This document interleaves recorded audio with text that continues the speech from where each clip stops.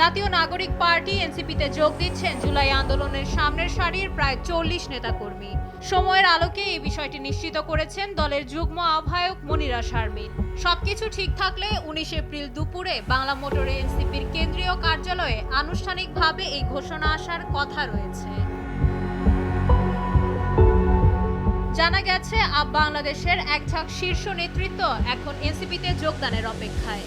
সংগঠনটির আহ্বায়ক আলী আহসান জুনায়েদ, মুখ্য সমন্বয়কারী রাফে সালমান রিফাত এবং মুখপাত্র শাহরিন সুলতানা ইরা সহ প্রায় ৩০ জনের নাম এই তালিকায় যুক্ত রয়েছে।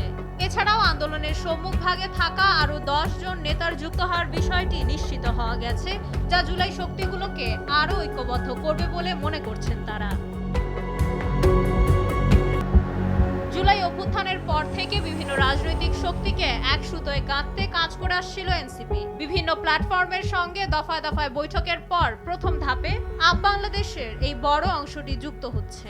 কেন্দ্রীয় নেতৃত্বের পাশাপাশি পরবর্তীতে এনসিপির তৃণমূল পর্যায়েও এই নতুন নেতাদের সমন্বয় করা হবে। এই তালিকায় আরও রয়েছেন জসিমউদ্দিন, জাহিদুর রহমান, তৌসিফ মাহবুব সোহান ও কাজী সালমান সহ বেশ কয়েকজন সক্রিয় সংগঠক।